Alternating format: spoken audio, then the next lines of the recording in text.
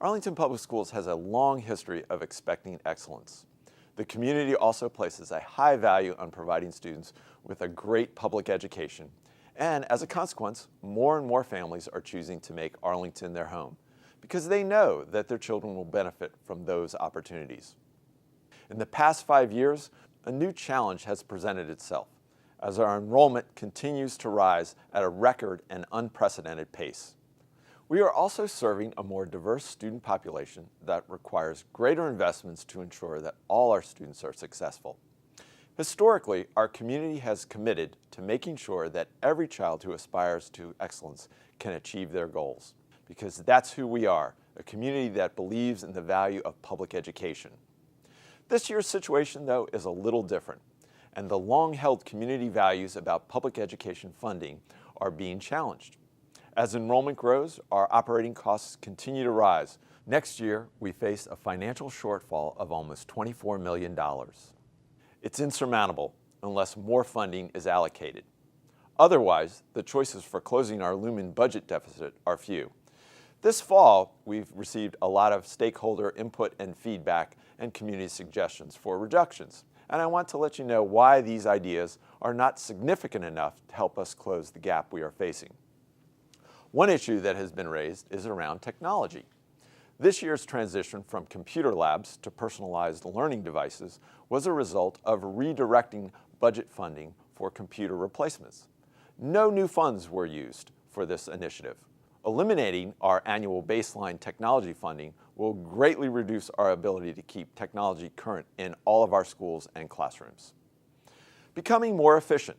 And several years ago, Arlington Public Schools requested and received an efficiency review by the Commonwealth of Virginia. The study identified 27 recommendations, and 85% of these recommendations have already been implemented to achieve a $1.8 million savings. Complementing these efficiencies, we have eliminated 97 central office positions and nearly 100 school-based positions over the past 6 years. Reducing the cost per pupil. Our costs are higher because we have a diverse community of learners, which requires that we invest more in staff to support their learning.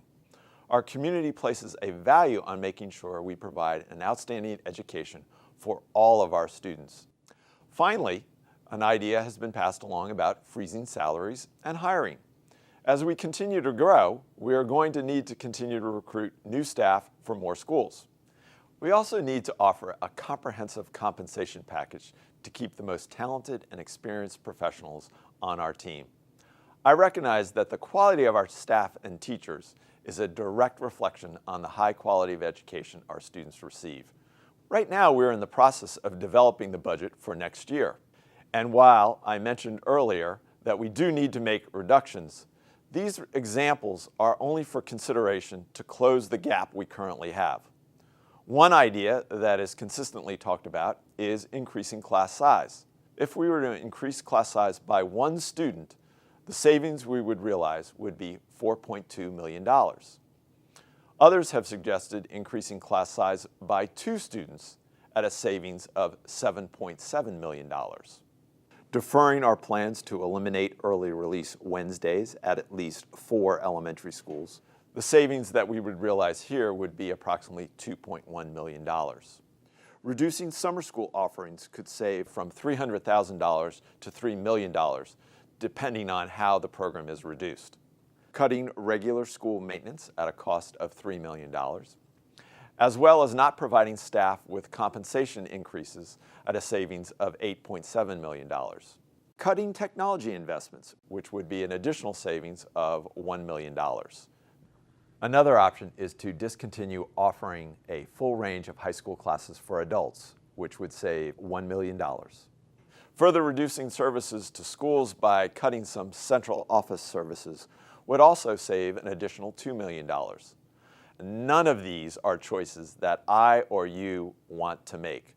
These are tough decisions, and we can't make them alone. We need your help. Learn more and find out about how you can become involved by visiting our webpage. I want to thank you for listening. I want to thank you for becoming involved.